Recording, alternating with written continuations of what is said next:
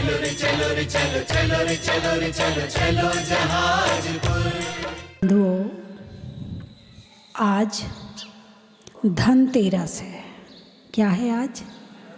अरे बोलिए ना, धनतेरस है। तो सबसे बढ़िया धन कौन सा है? गोल्ड, सोना। अरे बोलिए ना, आज बहुत सारे लोग दुकानों पर जाएंगे, सोना खरीद के लाएंगे और धनतेरस मनाएंगे। आपने धनतेरस मनाई कि नहीं मनाई? आप तो सोने के पहाड़ पर आ गए। वो तो इतना सा सोना लेके आएंगे, आप तो सोने के पहाड़ पर बैठे हो। इसका नाम क्या है? सोनागिरी, है ना। अभी मैं भगवान चंद्रप्रभु के दर्शन कर रही थी। अचानक नज़र जो बाजू में प्रशस्ति लिखी है उस पर पड़ी, तो मैं उसे पढ़ने लगी। उसको पढ़ा तो इसके वैसे मैंने कई नाम सुने थे, उस पर श्रमणगिरी लिखा है। लेकिन जब आचार्य शुभचंद्र जी ने इस पर धूल डाली तो ये पर्वत सोने का हो गया, तो ये स्वर्णगिरी हो गया। अब हम स्वर्ण ना कह करके सोनागिरी कहते हैं इसको। ऐसे इसका नाम सोनागिरी पड़ गया। पहले इसका नाम था श्रमणगिरी। लेकिन आचार्य शुभचंद्र जी ने जब धूल डाली भर्तरी को समझाने के लिए कि देखो धर्म में कितनी शक्ति है, तुम तो जरा सा इतना सा रस बना रहे हो सोना बनाने के लिए, लेकिन यदि आत्मा की शक्ति जागृत हो जाए, तपस्या करें, तो ये पर्वत ही सोने का हो सकता है। तब से ये पर्वत सोनागिरी के नाम से विख्यात हो गया। अब आप कहोगे माता जी अभी तो ये सोने का नहीं है, अभी नहीं है, काल का प्रभाव है। जैसे तीसरा काल जब जाता है, चतुर्थ काल आता है, तो कल्प वृक्ष अपने आप विलुप्त होने लगते हैं काल के हिसाब से, क्योंकि कर्म भूमि लग गई है, भोग भूमि समाप्त हो रही है, तो कल्प वृक्ष अपने आप विलुप्त होने लगते हैं। ऐसे ही चतुर्थ काल गया, पंचम काल आया, तो ये सोने का पर्वत वापस पत्थर का बन गया, है ना। और इसका जीर्णोद्धार कब शुरू हुआ था? इसका जीर्णोद्धार शुरू हुआ था संवत 18 में। क्या लिखा उसमें? संवत, वीर संवत 18, यानी ये वीर संवत 2550 चल रहा है और संवत 18 में शुरू हुआ था। और पूर्ण कब हुआ था? संवत 135 में, यानी 100-125 साल तक इस मंदिर का जीर्णोद्धार का काम हुआ था। बना नहीं था, निर्माण नहीं हुआ था। तो हो सकता है निर्माण इससे 1000 साल पहले हुआ हो, निर्माण इससे 2000 साल पहले हुआ हो। तो इसका मतलब ये है जिस भूमि पर आज अभी आप बैठे हो, जिस मंदिर में आप बैठे हो, ये करीब 4-5 हजार साल पुराना मंदिर है। और इसकी इस पर्वत की पूज्यता कब से है? भगवान चंद्रप्रभु के समय से इस पर्वत की पूज्यता है, क्योंकि इस पर्वत पर 17 बार भगवान चंद्रप्रभु का समोशरण आया था। और उन्हीं के समय में नंग अनंग कुमार मुनियों ने उनके समोशरण में दीक्षा ली थी और तपस्या करके इस पर्वत से उन्होंने मुक्ति की प्राप्ति करी थी। तो 8वें तीर्थंकर चंद्रप्रभु, इसका मतलब ये इसकी अपन जो काउंटिंग है ना, काउंटिंग कहाँ तक गिन सकते हो? नल नील है वो पदम महापद्म शंख महाशंख, कहाँ तक गिन सकते हो? ये पर्वत उससे भी पुराना है, ये तब से तीर्थ है। ना जाने हमारे कितने आचार्य परमेष्ठी, आचार्य कुंद कुंद स्वामी, आचार्य उमा स्वामी, आचार्य जितने भी मानतुंग स्वामी, यानी जितने भी हुए हैं, सबने इस तीर्थ की वंदना की है। और आज हमें सौभाग्य मिला है कि हम भी इस तीर्थ की वंदना कर रहे हैं। सम्राट अशोक को जानते हो? सम्राट चंद्रगुप्त का नाम सुना है? सम्राट चंद्रगुप्त जैन थे। और जब भगवान महावीर से 100 वर्ष बाद हुए हैं। क्या? भगवान महावीर से 100 वर्ष बाद सम्राट चंद्रगुप्त हुआ है, चंद्रगुप्त मौर्य, है ना। और उस समय पर उन्होंने पूरे भारत को एक किया था, इसलिए वर्तमान में इस समय के लोग उन्हें इस समय का चक्रवर्ती मानते हैं। इस समय का, वैसे जो 12 चक्रवर्ती होते हैं उनमें नाम नहीं आता है, लेकिन जो सम्राट कहते हैं ना, उन्हीं को ही कहते हैं कि जो पूरे भारत को एक करके सबका राजा बन जाए, उसे सम्राट कहते हैं। राजा तो एक राज्य का होता है और सम्राट समस्त राज्यों का राजा होता है। तो सम्राट चंद्रगुप्त मौर्य जैन था और उसने सारे भारत को एक करके फिर 25 वर्ष राज्य किया। और 25 वर्ष राज्य करके जब हमारे भद्रवाहु स्वामी उज्जैनी नगरी में आए, उनका प्रवचन सुना तो उसको वैराग्य हुआ और अपने पुत्र बिंदुसार को राज्य दे करके उसने दीक्षा ले ली। भद्रवाहु स्वामी उस समय कर्नाटक की तरफ बिहार करके चले गए, तो जो चंद्रगिरी है ना, गोमटेश्वर में बिंदगिरी और चंद्रगिरी, ये चंद्रगिरी नाम का जो पर्वत है, वहाँ पर आचार्य भद्रवाहु स्वामी की समाधि हुई है। और सेवा के रूप में चंद्रगुप्त ने उनकी अंतिम समय तक सेवा करी थी। और फिर उन्होंने उसी पर्वत पर उन्होंने अपना भी समाधि मरण किया। वहाँ सारा शिलालेख है, सारा लिखा हुआ है, यदि आपको पढ़ना आए तो पढ़ लेना जा कर के। तो सम्राट चंद्रगुप्त, सम्राट बिंदुसार और सम्राट अशोक भी इस पर्वत पर आया था। इस बात का प्रमाण एक यहाँ पास में कोई गुजर्रा गांव है, उस गुजर्रा गांव में एक शिलालेख है, उसमें सम्राट अशोक का शिलालेख है कि सम्राट अशोक स्वर्णगिरी की वंदना करके आया, यानी इस सोनागिरी पर्वत की वंदना करके आया। और उसकी वंदना आज, अरे बोलिए ना, बड़े भाग्यशाली हैं, बड़े सौभाग्यशाली हैं कि ऐसे तीर्थों की वंदना करने का हमें भी सौभाग्य मिल रहा है। तो आज कौन सी तेरस है? धनतेरस। कौन सी तेरस है? धनतेरस। आज के दिन क्या करते हैं? बाजार जाते हैं, सोना खरीदते हैं, चांदी खरीदते हैं। जिनके पास ज़्यादा पैसा होता है वो सोना खरीद लेता है, उससे कम होता है चांदी खरीद लेता है, उससे कम होता है स्टील के बर्तन खरीद लेता है, उससे कम होगा तो चम्मच ही खरीद लेगा, वह खरीदेगा ज़रूर। ऐसा विश्वास है लोगों का कि आज के दिन सामान खरीदने से बरकत होती है, लक्ष्मी बढ़ती है, जबकि ऐसा कुछ भी नहीं है। तो फिर क्या हुआ था? इसे धनतेरस क्यों बोलते हैं? इसे धनतेरस नहीं बोलते हैं, इसे धन्यतेरस बोलते हैं। क्या बोलते हैं? धन्यतेरस। तो ये तेरस को धन्य क्यों कहते हैं? अब आप कहोगे माता जी आप ही बताओ ना, आप तो बस जिज्ञासा बढ़ा रही हो। ये धनतेरस, धन्यतेरस, आप ये बता दो कि क्यों कहते हैं, जल्दी से बता दो। ये धन्यतेरस इसलिए है कि भगवान महावीर ने आज के दिन योग निरोध शुरू किया था। क्या शुरू किया था?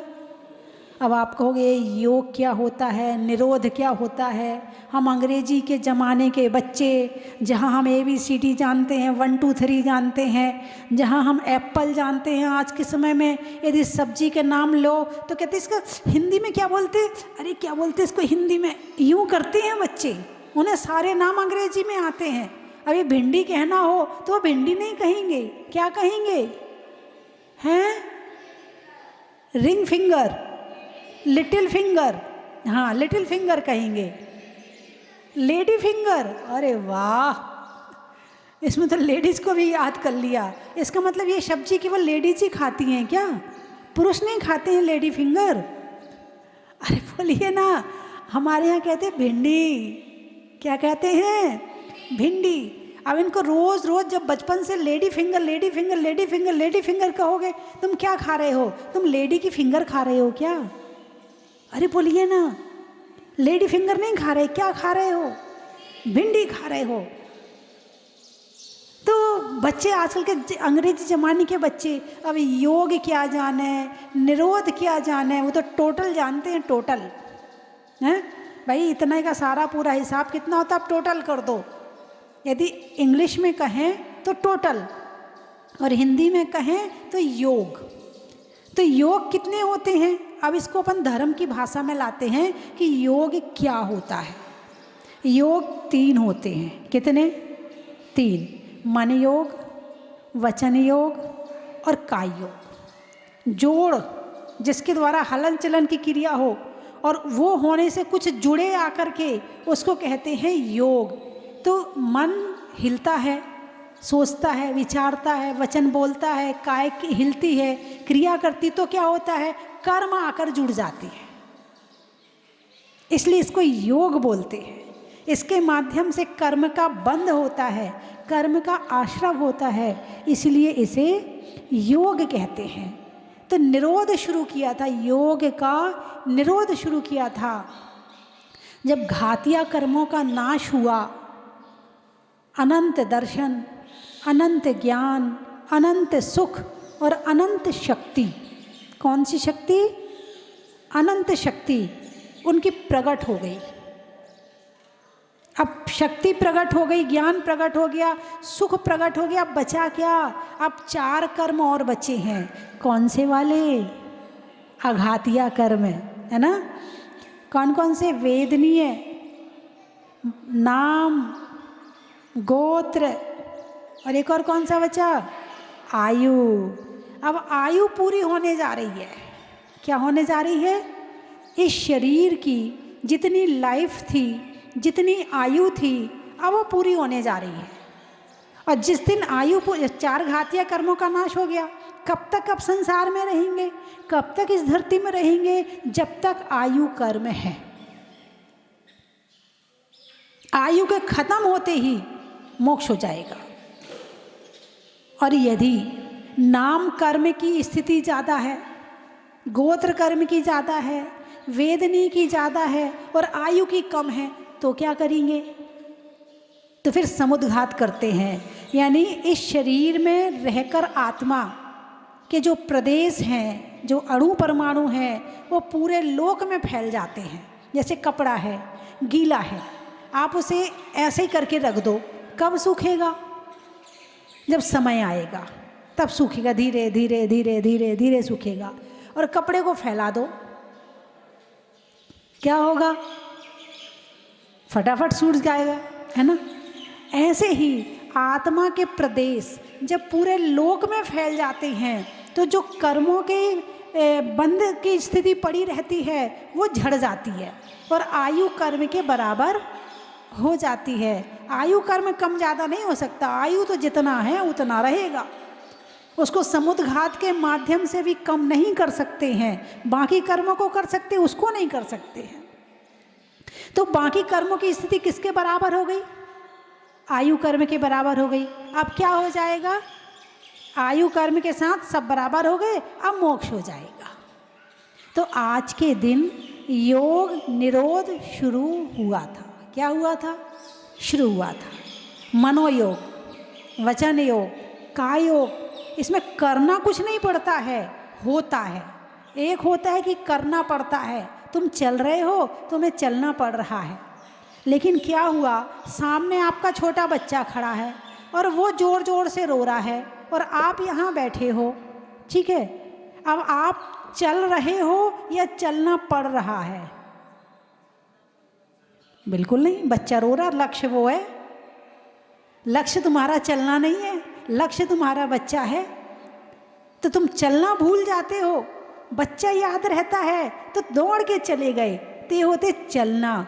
और एक होता है अब क्या करें, जाना पड़ेगा, चलना पड़ेगा, माता जी का बिहार करवाना पड़ेगा, माता जी के बिहार में चलना पड़ेगा। ऐसा हो सकता है, बोलिए ना, ऐसा होता है क्या कि खुशी से जाते हो? कितने लोगों ने आज तक साधुओं का बिहार करवाया है? हाथ उठाकर बताओ। भले एक विहार करवाया हो, 1 किलोमीटर का करवाया हो, तो भी हाथ उठा लो। हाँ, मैं देख रही हूँ कितने लोगों ने साधुओं का विहार करवाया है। आपने नहीं करवाया, चलो अब करवा लेना, ठीक है। और जिन्होंने करवाया है वो करवाते रहना, जिन्होंने करवाया है वो करवाते रहना, और जिन्होंने नहीं करवाया है वो करवाना शुरू कर देना। तो आज के दिन योग निरोध प्रारंभ हुआ था, मनोयोग, वचन योग और काय योग। अभी ये योग निरोध चल रहा है। निरोध, निरोध का मतलब समझते हो ना, विरोध नहीं, निरोध। विरोध में तो हम प्रयास करके उसके प्रति विरोध करते हैं, लेकिन निरोध में स्वयमेव अपने आप होता है। किस किस का? मन का, वचन का, काय का। यदि इन योग के और भेद करें तो 15 होती हैं। सत्य मनोयोग, असत्य मनोयोग, उभय मनोयोग, अनुभय मनोयोग, है ना। सत्य वचन योग, असत्य वचन योग, उभय वचन योग, अनुभय वचन योग। फिर इसी तरह से आहारक आहारक मिश्र, वैक्रियक वैक्रियक मिश्र, है ना, औदारिक औदारिक मिश्र और कारमान काय योग। ये 15 प्रकार के योग होते हैं, लेकिन शॉर्ट में से मन योग, वचन योग और काय योग। और आज के दिन भगवान ने अपना समूह शरण छोड़ दिया था। क्या कहा? समूह शरण में क्या होता है? दिव्य ध्वनि खिरती है। और क्या, किस चीज़ से बनता है समूह शरण? सोने से, चांदी से, स्फटिक मणि से, लाल मणि से, हीरा से, पन्ना से, माणिक से, मोती से, इन चीज़ों से भगवान का समूह शरण बनता है। तो भगवान ने आज के दिन क्या किया था? छोड़ दिया था। क्या किया था? छोड़ दिया था समूह शरण। और भक्त क्या करते हैं? वो इकट्ठा करके लाते हैं, वो खरीद के लाते हैं। भगवान ने छोड़ा था और हम इकट्ठा कर रहे हैं। तो फिर आज के दिन क्या करें? चलो ठीक है, यदि आपका ये धर्म मत मानो कि आज के दिन सामान खरीदना धर्म है, ऐसा मानना अज्ञानता है, घोर अज्ञानता है। आपको सामान खरीदना है, आप खरीदो। आप माला खरीद लो चांदी की, आप पूजन के सेट खरीद लो पूजा करने के लिए, कि चलो ये बहुत दिनों से कह रही थी मुझे चांदी का सेट चाहिए पूजा करने के लिए, तो चलो हम चांदी का सेट दे देते हैं, पूजा भी बैठी है, हैं? तो आप खरीद लो, लेकिन ये मानकर मत खरीदो कि आज के दिन सामान खरीदना धर्म है। ये मान के मत खरीदो, है ना। तो आज के दिन तेरस क्यों धन्य हुई? क्योंकि आज के दिन भगवान ने योग निरोध शुरू किया था। तो हम क्या करें? भगवान को तो मोक्ष जाना था, तो इसलिए भगवान ने योग निरोध शुरू किया था। हम क्या करें आज के दिन? आज के दिन हम अपने मनोयोग को, वचन योग को, काय योग को संयम में रखें।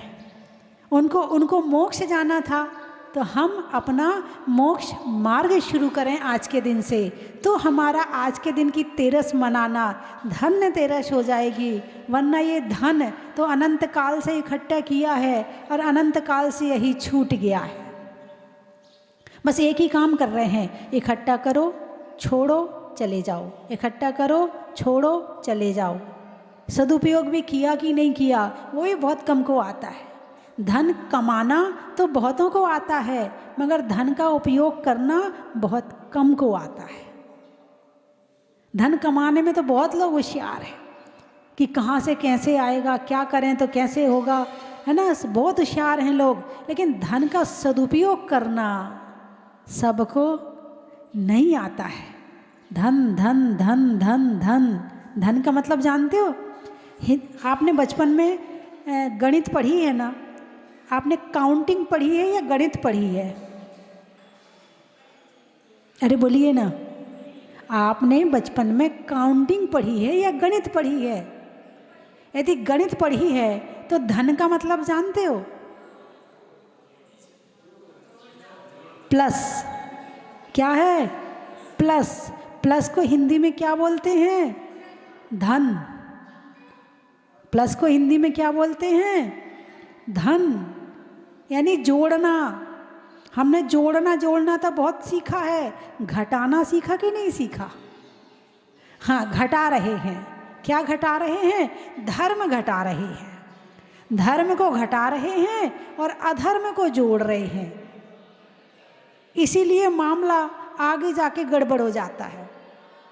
दोनों को बराबर रखो तो भी मामला चलता है कि तुम यहाँ जितना धन जोड़ रहे हो उतना धर्म भी जोड़ रहे हो, तो भी सेटिंग होती रहती है, व्यवस्थित जीवन चलता रहता है। लेकिन धन तो जोड़ रहे हो और धर्म को ऋण कर रहे हो।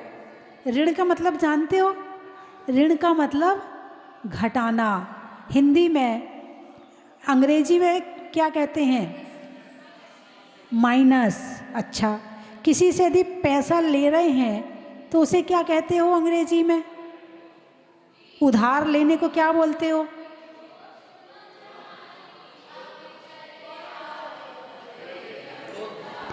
हाँ, लोन। अच्छा, लोन, क्रेडिट, लोन, क्रेडिट। अच्छा, और हिंदी में क्या बोलेंगे? संस्कृत में क्या बोलेंगे? ऋण। ऋण ले रहे हैं। क्या ले रहे हैं? ऋण ले रहे हैं। बोले अपने पिता का ऋण चुका रहा है। शब्द तो सुना होगा ना, अपने पिता का ऋण चुका रहा है। यहाँ तो ज़रूर सुना होगा। बाकी आजकल वो लोन लोन लोन बोलते बोलते सब लोन लोन में आ गए।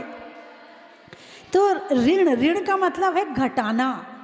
तो हमने यदि किसी से कर्ज लिया है, किसी से लोन लिया है, तो हमने अपना बहुत चीज़ें घटा ली हैं। और जो कर्ज ले लेता है, ऋण ले लेता है, उसके रातों की नींद उड़ जाती है। लेते समय तो बड़ा अच्छा लगता है, लेकिन नहीं, आजकल ऋण लेने के बाद लोग आराम से सोते हैं। जिसने दिया है वो जागता है। अब दे तो दिया है, लूँगा कैसे? क्योंकि आजकल देना सरल है, लेना कठिन है ना? पहले लेना सरल था, देना कठिन था। अब तो वो बाप बन जाता है। अब लेके दिखाओ। खा के भाग रहा है क्या? ये सबसे पहला शब्द यही होता, खा के भाग रहा है क्या? दे देंगे ना। और फिर चाहे वो 10-20 लोगों से ऋण ले ले, और लेने के बाद फिर वो एक रात में सारा सामान रख के और गायब हो जाए। फिर ऐसा चाहे हो जाए तो वो भी हो जाता है। बंधुओं, आज की धनतेरस यदि मनाना है तो ध्यान से मनाओ कि आज से हम ऐसा ध्यान करेंगे जो हमें मोक्ष पहुंचा देगा। आज से हम स्वाध्याय करेंगे जो हमारे ज्ञान को बढ़ाएगा। आज से हम ध्यान से माला फेरेंगे जो हमारी आत्मा में विशुद्धि पैदा करेगा। आज से हम भगवान की पूजा रोज़ करेंगे जिससे हमें कम से कम भगवान के वास्तव में दर्शन होंगे और भगवान को हम जान पाएंगे। यदि आज की तेरस मनाना है तो सामान खरीद कर नहीं, कुछ संकल्प लेके मनाना, कुछ नियम लेके मनाना। बिना नियम के जो धनतेरस है वो तो पता नहीं कितने साल से मना रहे हैं। सामान खरीद के ले आओ, ऐसी तेरस कब से मन रही है? अरे बोलिए ना, कब से मन रही है? जब पता नहीं कितने बार मनुष्य बन गए, कितने बार जैन बन गए और कितने बार ये धनतेरस मना ली, पता ही नहीं है। पिछले साल सामान क्या लाए थे पता ही नहीं है। याद है क्या कि पिछले साल क्या लाए थे, उसके पिछले साल क्या लाए थे, उसके पिछले साल क्या लाए थे? हाँ, जिस साल में सामान लाने के लिए लड़ाई हुई होगी वो तो ज़रूर याद होगा कि हमारा झगड़ा हुआ था ये सामान लाने के लिए, बाकी याद नहीं होगा।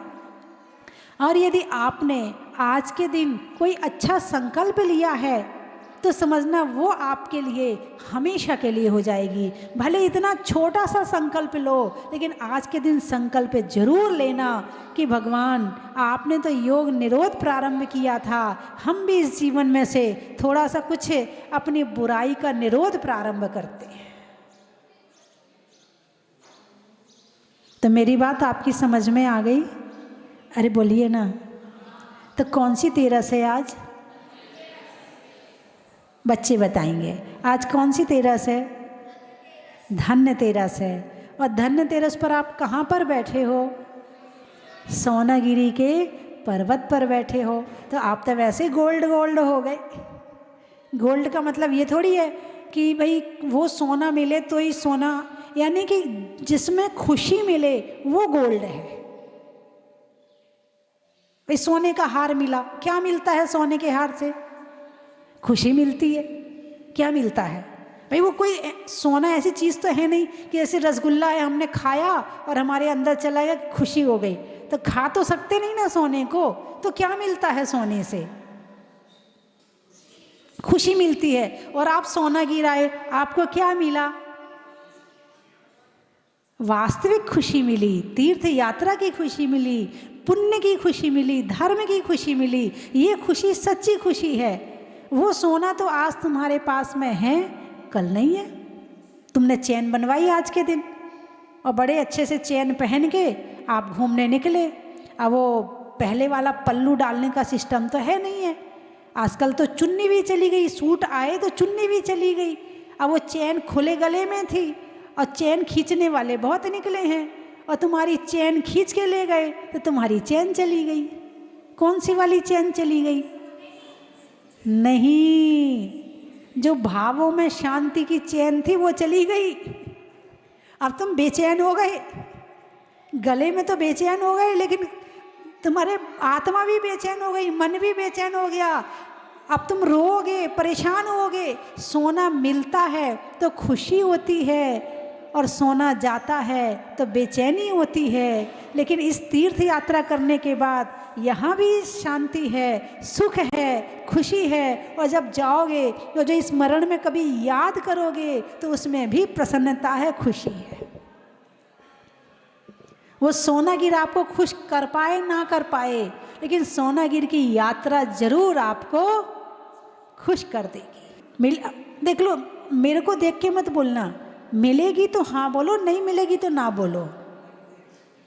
कहना माता जी आप समझ जाओ, हम धर्मात्मा हैं।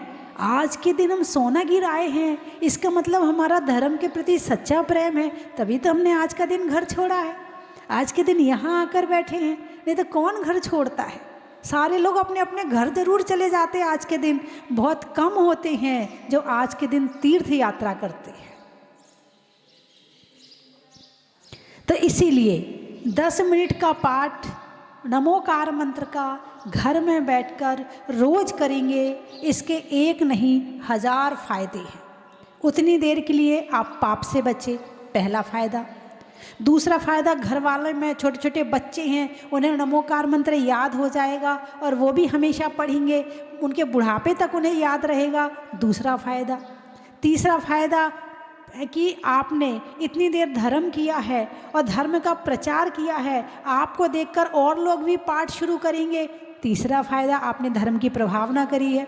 आप नमोकार मंत्र में अरिहंत सिद्ध आचार्य उपाध्याय साधु परमिष्टि का स्मरण करेंगे तो हमारी भगवान के प्रति श्रद्धा और जागृत होगी, चौथा फायदा। यानी 1000 फायदे गिन लो मात्र 10 मिनट घर में नमोकार मंत्र पाठ करने के। और ये नहीं कह रही कि आप सो के उठ के कर लेना, नहीं, आप दिन भर का सारा काम कर लेना और रात को सबको बिठा लेना और बैठ जाना, अपने छोटे बच्चों को, दादी को, अम्मा को, तो घर में एक साथ बैठकर जो बड़े बुजुर्गों को सुख मिलता है ना, उसे शब्दों में बयान नहीं कर सकते। बाकी आप घर जाते थे क्या करते? वो अपने मोबाइल में लग गया, वो अपने मोबाइल में लग गया, वो अपने मोबाइल में लग गया, कौन साथ बैठ रहा है? कम से कम पाठ करने के माध्यम से सभी एक साथ थोड़ी देर के लिए बैठ जाएंगे तो अच्छी बात है कि नहीं है? तो आज के दिन यही सोना ले लो मेरे से, ये भी किसी सोने से कम नहीं है, ये भी सोना है कि आज के दिन से अगली 13 तक, कब तक? अगली 13 तक नमोकार मंत्र का पाठ अपने घर में रोज करेंगे। अच्छा लगा हो तो ले लो, नहीं लगा हो तो बताओ। अच्छा लगा रात में कर लो, 9 बजे कर लो, 9:30 बजे कर लो, ये नहीं कह रही कि आपको अपने काम के टाइम पर करो, फ्री टाइम में कर लो। तो कौन कौन करेगा वो हाथ उठाए। इस 13 से अगली 13, 1 साल के लिए, ज़्यादा दिन नहीं, केवल 1 साल के लिए। अच्छे से हाथ उठाओ। चश्मा वाले भाई साहब, बिना चश्मा वाले भाई साहब, चले टीवी में देख रहे हैं वो भी सारे हाथ उठा लें। बहुत बढ़िया। तो समझना आज आपने धन्य तेरस कर ली। आज क्या कर लिया आपने? आपने इसको आज धन्य तेरस बना दिया, वास्तव में धन्य हो गए। अगली तेरस में दूसरा संकल्प ले लेना, उससे अगली तेरस में मेरी भावना पढ़ने का संकल्प ले लेना, उससे अगली तेरस में, ऐसे करके एक नया नया नियम लेते जाना, तो ये तेरस मनाना धन्य हो जाएगा, है ना। महीने में बारिश में बरस का, बरस कहते हैं ना, बरस बारिश, बारिश में बरस का, समय में अरस का, और आज की धन्य तेरस का। बिजली में तार का, शास्त्रों में समय सार का, और मंत्रों में नमोकार का। फूल में कली का, तपस्या में बाहुबली का, और इस वर्ष की दीपावली का। गाड़ियों में जीप का, मोती में सीप का, और दिवाली में दीप का। माला में मोती का, माला में मोती का, दादी की पोती का, और दीपक में ज्योति का। हिंदी में मात्रा का, स्कूल में छात्रा का, आज के दिन आपकी सोनागिर की यात्रा का। मैं तो ये कहती हूँ कि आज के दिन या दिवाली के दिन किसी न किसी सिद्ध क्षेत्र पर भगवान महावीर को लड्डू समर्पित करना चाहिए। आप पावापुर नहीं जा पा रहे, आप महावीर जी नहीं जा पा रहे, आप जो क्षेत्र उनमें नहीं जा रहे, तो जो यहाँ पर सिद्ध क्षेत्र है इसमें ही लाडू समर्पित करना चाहिए। यहाँ भी भगवान महावीर के मंदिर है और सिद्ध क्षेत्र भी है। सावन की घटा का, रसोई में पटाखा, और आने वालों में कोटा का। पक्ष में सुधी का, मंदिर में बेदी का, और आने वालों में बूंदी का। गाने में सुर का, नृत्य में नुपुर का, आने वालों में उदयपुर का। और कहाँ से आए? पलासना, पलासिया। राम की सिया का, दिवाली में दिया का, और आने वालों में पलासिया का।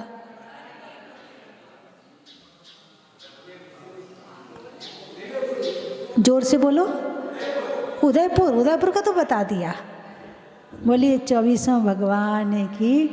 आज कौन सा दिन है? आज महावीर भगवान का बस योग निरोध में भगवान बैठ गए हैं। बस बस आत्मा और कुछ नहीं। बस सुबह भगवान का मोक्ष कल्याणक हो जाएगा।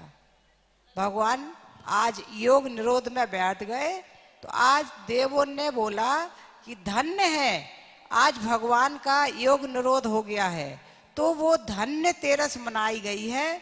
तो अपन लोग किस में मनाते हैं? धनतेरस। धन खरीदो, सोना चांदी धन खरीदो। पर भगवान आज धन्य हो गए थे, आज भगवान को योग निरोध हो गया था। जय बोलिए महावीर भगवान की जय हो। जय बोलिए महावीर भगवान की जय हो। जय बोलिए महावीर भगवान की जय हो। धनतेरस के धन्य दिवस के दिन हम बहुत धन्य हो गए। आज हमको प्रथम द्वितीय शांति धारा और अभिषेक करने का मौका मिला। बहुत बहुत अच्छा लग रहा है। यहाँ आके भाव ही बदल जाते हैं। आते तो भाव होते, लेकिन नजर आने के भाव पूरे बदल जाते हैं। बहुत ही मनोकारी प्रतिमा है। काफी टाइम से सोच रहे थे कि जहाजपुर दर्शन करने जाना है, लेकिन सहयोग बस नहीं आ पा रहे थे। लेकिन इस बार हमारा सहयोग बन गया और बाबा के दर्शन हो गए हैं। बस यही कहना चाहूँगा। बस यहाँ आके बहुत अच्छा लगा, बहुत बढ़िया तीर्थ बना है। मैं सभी लोगों से निवेदन करूँगा, जिसको जब भी मौका मिले इधर से आए, क्या स्पेशल आए, दर्शन करके जरूर जाए बाबा के। धनतेरस के दिन और शनिवार के दिन जहाजपुर पर आकर जो अभिषेक करने का सौभाग्य प्राप्त हुआ है, वो मेरे हिसाब से सबको एक बार मिलना चाहिए और सबको आना चाहिए। यहाँ पर आकर मतलब मन के भाव ही बिल्कुल बदल जाते हैं। पूरे जिन दर्शन में और भगवान की सेवा में रहने का मन करता है। सबसे यही गुजारिश है, सब लोग आए यहाँ पर और यहाँ पूजा अर्चना करें। और प्रभु की इच्छा से चारों बार ही मैंने अभिषेक किए, शांति धारा भी की, और मुझे बहुत अच्छा लगता है यहाँ आकर के। और 2 बार मैं नीचे जब प्रतिमा थी तब अभिषेक किए और आज 2 बार यहाँ किए। जय जिनेंद्र। वंदना माता जी, सबसे पहले आपको तो जब प्रभु बुलाते हैं तभी हम आते हैं और आज कलश मिलना हमें यह सौभाग्य की बात है, वरना कितनी बार मौका मिलता है कहीं ना कहीं प्लान भी कैंसिल हो जाता है, लेकिन इतने बड़े धनतेरस और दिवाली पर आना सबके लिए सौभाग्य की बात है। तो आज बहुत बड़ा सौभाग्य है हम सब लोगों का कि हमें कलश दर्शन भी मिले, सब चीज़ अच्छे से हुई। धन्यवाद। जय जिनेंद्र सभी को।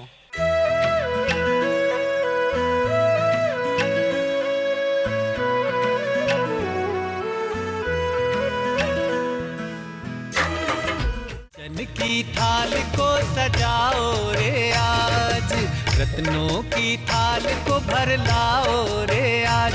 आओ आओ करे रे गुणगान आरती भगवन की। आओ आओ करे गुणगान आरती भगवन की। आओ आओ करे रे गुणगान आरती भगवन की।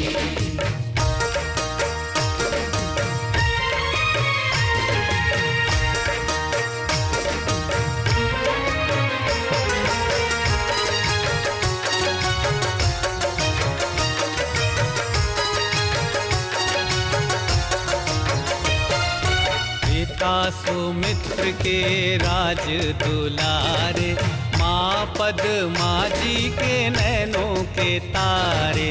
पिता सुमित्र के राज दुलारे। अपने इस मानव भव को सफल बनाने का आपके जीवन में आया है अभूतपूर्व अवसर। स्वस्ति धाम प्रणेत्री परम विदुषी लेखिका भारत गौरव आर्यका श्री स्वस्ति भूषण माता जी की पावन प्रेरणा एवं मंगल आशीर्वाद से मध्य प्रदेश की धन्य धरा पर स्थित सिद्ध क्षेत्र सोनागिर के पवित्र पर्वत पर बन रहा है भव्याति भव्य सहस्त्रकूट जिनालय। आप अपने व अपनों के नाम से एक प्रतिमा अथवा एक से अधिक प्रतिमाएं विराजमान कर सहस्त्र पुण्य के भागीदार बने। एक प्रतिमा की न्यौछावर राशि 1,11,000 रुपए मात्र। अपनी स्वीकृति प्रदान करने हेतु दिए गए नंबरों पर शीघ्र संपर्क करें।